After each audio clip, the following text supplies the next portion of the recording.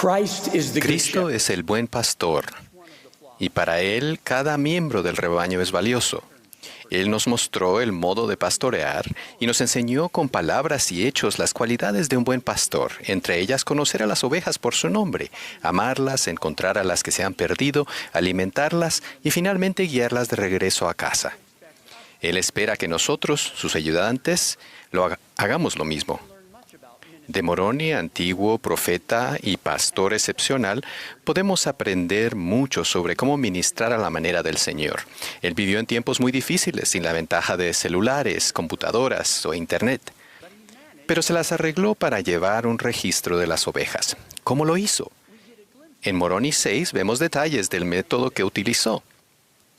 Leemos que los miembros eran contados entre los del pueblo de la Iglesia de Cristo, y se inscribían sus nombres, a fin de que se hiciese memoria de ellos, y fuesen nutridos por la buena palabra de Dios, para guardarlos en la vía correcta.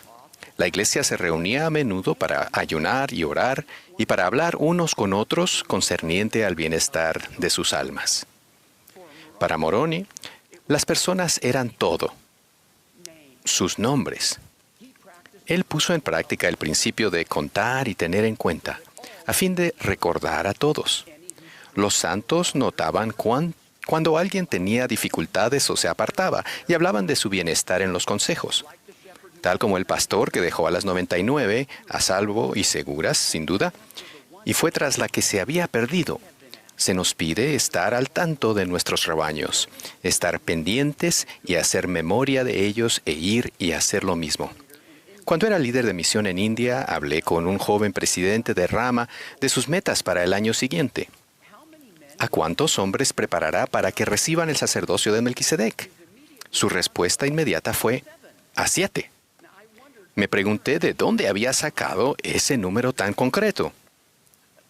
Antes de que pudiera responder, sacó una hoja de papel con los números del 1 al 7 escritos en un costado. Las primeras 5 líneas tenían nombres, personas reales a quienes él y su quórum de élderes iban a invitar, a alentar y a tener la bendición del sacerdocio en sus vidas. Por supuesto, tuve que preguntar por las líneas 6 y 7, que estaban vacías. Oh, presidente, dijo sacudiendo la cabeza con comprensión, sin duda bautizaremos al menos a 2 hombres a principio del año, que podrían tener el sacerdocio a finales.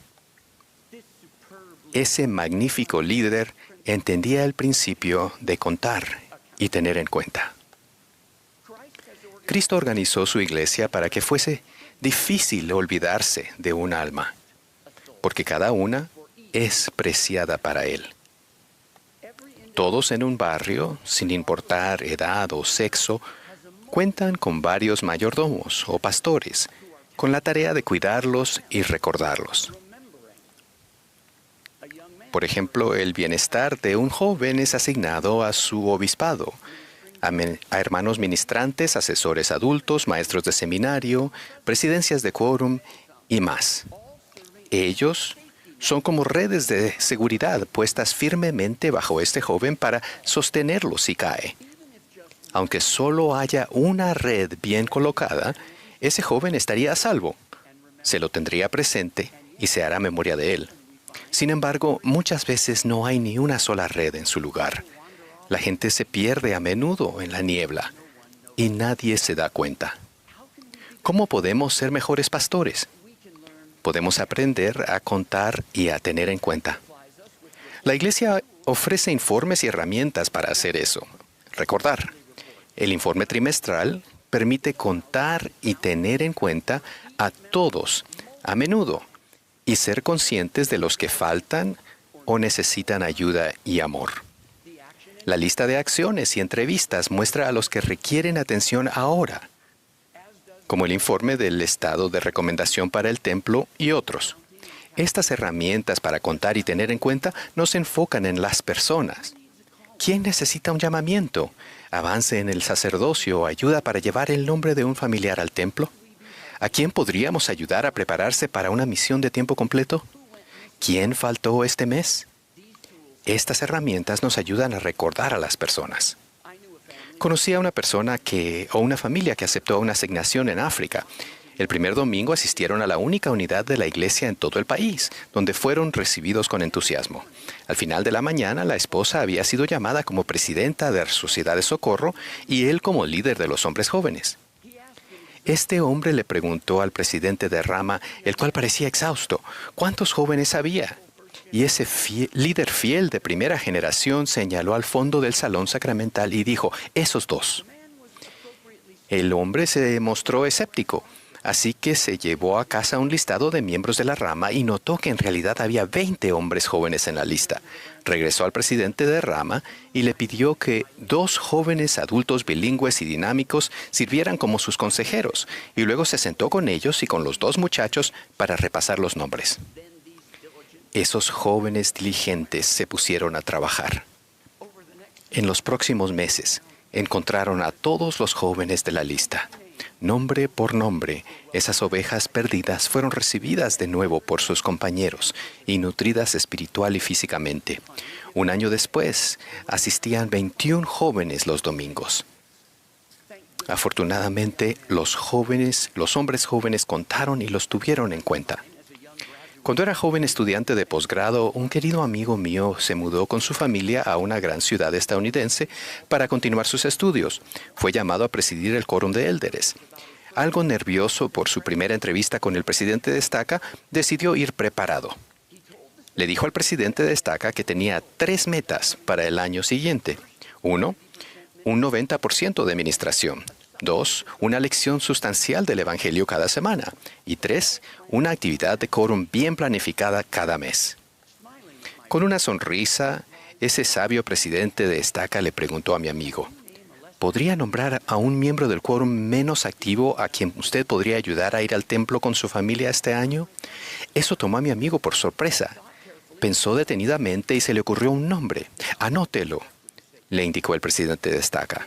Entonces ese experimentado líder hizo la misma pregunta 3 veces más, y la entrevista llegó a su fin.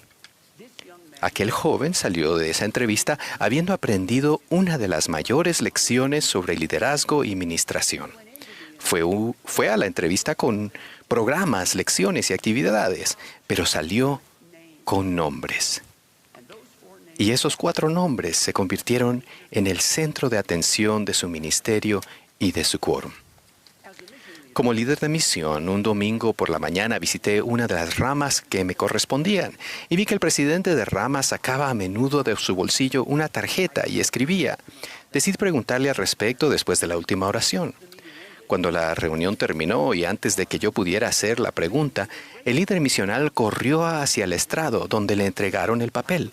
Rápidamente seguía a ese entusiasta líder a su reunión semanal de coordinación misional de rama. Antes de comenzar, sacó el papel. Estaba lleno de nombres de miembros que habían faltado a la reunión sacramental. En cuestión de minutos, cada miembro del consejo escogió 1 o 2 nombres con el fin de visitarlos ese mismo día, para asegurarse de que estuvieran bien y para hacerles saber de que se les había echado de menos. Eso es contar y tener en cuenta. Recuerdo un distrito, a varias horas por avión del templo más cercano, donde tener una recomendación vigente era una alta prioridad, a pesar de que quizás nunca se usaría. El primer domingo de cada mes, los líderes utilizaban sus herramientas de conteo para tener en cuenta a los miembros investidos. Si veían una recomendación a punto de expirar, el secretario ejecutivo programaba una entrevista de renovación. Deliberaban en consejo sobre las personas con recomendaciones vencidas y las buscaban para ayudarlas a volver a la senda de los convenios. Les pregunté cuántos de sus miembros investidos tenían una recomendación vigente. La respuesta fue un asombroso 98.6%. Al preguntar acerca de las 6 personas con recomendaciones vencidas, los líderes pudieron identificarlas por nombre y describirme los esfuerzos que hacían para que volvieran. Hace unos años, mi familia regresó a Estados Unidos. Estábamos emocionados de asistir a la iglesia aquí, después de 26 años increíbles en unidades más pequeñas y aisladas. Me llamaron a servir como misionero del barrio. Teníamos un buen líder misional y estábamos enseñando a personas maravillosas. Pedí asistir a una reunión de consejo de barrio para observar y pedir ayuda a los amigos que estábamos enseñando. Pero me sorprendió que solo se habló de una futura actividad. Después de la reunión le comenté al líder misional que no había podido dar un informe sobre nuestras personas. ¿Cuál fue su respuesta? Oh, yo nunca logro dar un informe. Comparé eso con una reunión de consejo de rama en Lahore, Pakistán, a la que había asistido apenas unas semanas antes. Ese pequeño grupo se sentó alrededor de una mesita y solo hablaron de personas, de nombres. Cada líder dio un informe de su mayordomía y de las personas y familias que le preocupaban. Todos tuvieron la oportunidad de aportar ideas sobre las mejores maneras en que podían bendecir a las personas de las que hablaban. Se hicieron planes, se dieron asignaciones. ¡Qué brillante lección! La de nuestros hermanos y hermanas de primera generación, de contar y tener en cuenta a las personas por nombre. En la Iglesia de Jesucristo hemos sido instruidos por profetas pasados y presentes y por el modelo establecido por nuestro Salvador en cuanto a la manera de ministrar.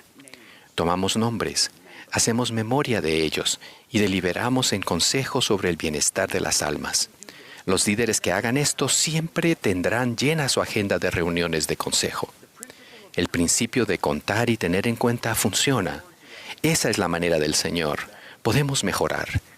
Para Dios, quien creó el universo y gobierna sobre todas las cosas, esta obra, su obra y su gloria, es algo muy personal.